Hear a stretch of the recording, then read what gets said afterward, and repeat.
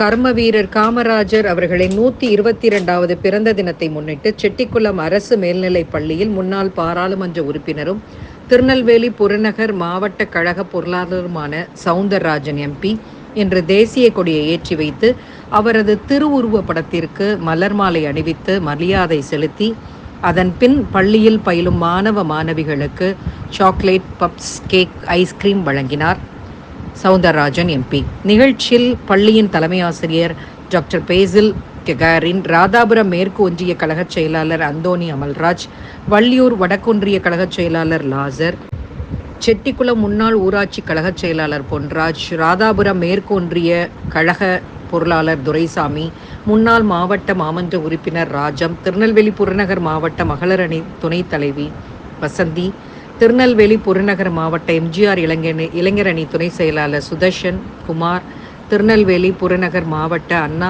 தொழிற்சங்க துணைத் தலைவர் செந்தில், செட்டிக்குளம் கிளைக்கழக செயலாளர் சுயம்புதுரை, சிவசக்திபுரம் கிளைக்கழக செயலாளர் ராஜதுரை, முன்னாள் புறநகர் மாவட்ட கழக சிறுபான்மை பிரிவு இணைச் செயலாளர் இயேசுதுரை, ராமலிங்கம், பொன்னையா, சுடலைமணி, இளம்பெண்கள் பாசறை துணைத் தலைவர் குமரேசன், முடவன்குளம் சுப்பிரமணியன், ஜஸ்டின், தேவசீலன் மற்றும் ஆசிரியர்கள், பொதுமக்கள் திரளானோர் கலந்து கொண்டனர்.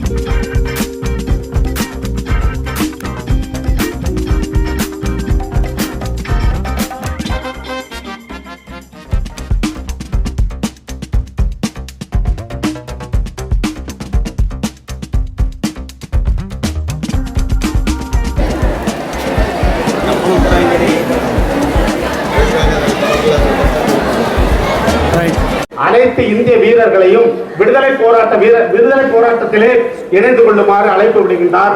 அதிலே காமராஜருடைய மனம் ஈடுபாடு கொள்கின்றது. 1919 ஆண்டிலே ரவுலட் சட்டம் என்று சொல்லக்கூடிய ஒரு அடக்குமுறை சட்டமானது கொண்டு வரப்படுகின்றது. அந்த அடக்குமுறை சட்டத்தில் பயணத்து இயக்கம் ஆகிய 2 விடுதலை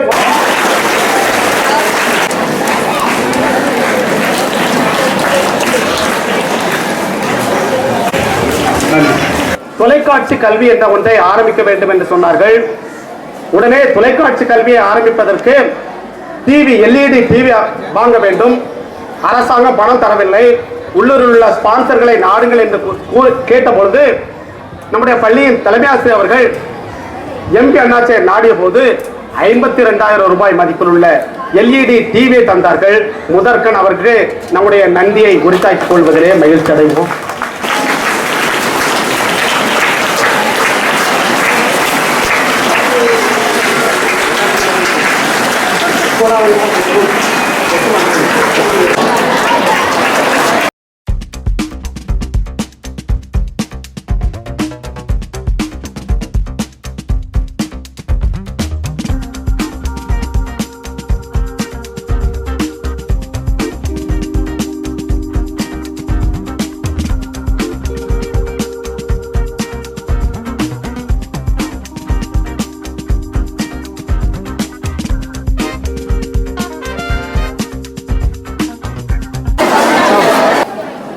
பெருந்தலைவர் கர்ம வீரர் காமராஜர் அவர்களுடைய பிறந்த தினமான இன்று கல்வி வளர்ச்சி நாளாக அறிவித்து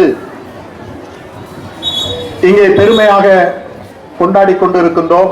பெருந்தலைவர் கர்ம வீரர் காமராஜர் மனதிலே உதித்ததுதான் இலவசமாக மதிய உணவு திட்டம். அந்த மதிய உணவு திட்டத்தை காமராஜர் அவர்கள் தமிழகத்திலே முதலிலே எங்கே ஆரம்பித்தார்கள் என்று சொன்னால், அருகிலே இருக்கின்ற வடக்கன்குளத்திலே செயல்பட்டுக் கொண்டிருக்கின்ற, இன்றும் செயல்பட்டுக் கொண்டிருக்க நேரு மேல்நிலை பள்ளியில் முதலில் பெருந்தலைவர் கர்ம வீரர் காமராஜரால் மதிய உணவு திட்டம் ஆரம்பிக்கப்பட்டது என்பதை மிக பெருமையோடு இங்கே சுட்டிக்காட்ட கடமைப்பட்டிருக்கின்றேன். அந்த அடிப்படையில் தான் பள்ளி மாணவ மாணவியர்கள் கஷ்டப்படக்கூடாது என்று சொல்லி இலவசமாக கல்வியை மட்டும் கொடுத்து மதிய உணவையும் கொடுத்தாலும் கூட அன்றைய ஆட்சி முதலமைச்சராக இருந்த புரட்சி தலைவர் எம்ஜிஆர் அவர்கள்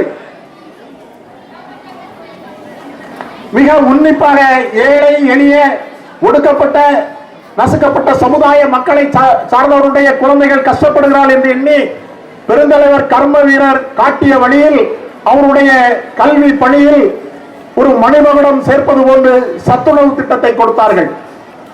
அத்தோடு மட்டுமல்லாமல் உங்கள் அனைவருக்கும் தெரியும், இன்றைய சூழ்நிலையில் ஒரு மருத்துவ கல்லூரி மருத்துவராக வர வேண்டும் என்று சொன்னால் பல லட்சங்களை செலவு செய்து நாம் வர வேண்டும். அப்படித்தான் இந்த நாட்டினுடைய கல்வி அமைந்திருந்தது. அதற்கு இடையிலே நீட் தேர்வையும் வைத்து விட்டார்கள். எந்த காரணத்தை கொண்டும் நமது அரசு பள்ளியில் படிக்கின்ற மாணவ மாணவியர்கள் கஷ்டப்பட்டு விடக்கூடாது என்று எண்ணி, ஏன் கஷ்டப்படுகிறார்கள் என்று எண்ணி பார்க்கின்ற பொழுது, அரசு பள்ளியில் படிக்கின்ற மாணவ மாணவியர்களில் பெரும்பான்மையானவர்கள் ஏழ்மையான மிகவும் பிற்படுத்தப்பட்ட வருவாய் உள்ள குடும்பத்தில் இருந்து வருகின்ற பிள்ளைகள் தான் படித்துக் கொண்டிருக்கின்றார்கள். சற்று வசதி வாய்ப்பு இருக்கின்ற பிள்ளைகள் எல்லோரும் அருகில் இருக்கின்ற ஆங்கில பள்ளியை நோக்கி சென்று கொண்டிருந்தார்கள். இதையெல்லாம் கருத்தில் கொண்டு இன்றைய எதிர்க்கட்சியினுடைய தலைவராக இருந்த மரியாதைக்குரிய அருமை அண்ணன் எடப்பாடியார் அவர்கள் மருத்துவ கல்லூரியினுடைய மருத்துவராக அரசு பள்ளி மாணவ மாணவியர்களும் வர வேண்டும் என்று சொல்லி அவருடைய உன்னதமான உணர்வில் உதித்த ஒரு அற்புதமான திட்டம்தான் மருத்துவ உள் ஒதுக்கீடு. 7.5% உள் ஒதுக்கீட்டினால் இன்றைக்கு ஒரு வருடத்திற்கு சுமார் 600 அரசு பள்ளி மாணவ மாணவியர்கள் மருத்துவராக விளங்கிக் கொண்டிருக்கின்றார்கள் என்பதனை மிகவும் பெருமையோடு நாம் சுட்டிக்காட்ட கடமைப்பட்டிருக்கின்றேன். காரணம், அதை 7.5% இடஒதுக்கீட்டை பயன்படுத்தி நமது அரசு பள்ளி மாணவியும் ஒருவர் இன்றைய தினம் 3ஆம் ஆண்டு படித்துக் கொண்டு இருக்கின்றார் என்பது நமது பள்ளிக்கு மீண்டும் ஒரு பெருமை. அத்தோடு மட்டுமல்லாமல் இந்த ஆண்டு நமது பள்ளியில் படித்த மாணவிக்கு மருத்துவர் ஆகின்ற வாய்ப்பு நீட் தேர்வு மூலம் கிடைக்கிற வழியில் இருந்து கொண்டு இருக்கின்றது என்பதனையும் இந்த நேரத்திலே பெருமையோடு சுட்டிக்காட்டி, எங்கிருந்தாலும் இப்படிப்பட்ட அரசு பள்ளியில் 2 மருத்துவர்களை தேர்வு செய்திருக்கிறது நமது அரசு மேல்நிலை பள்ளிதான் என்பதனை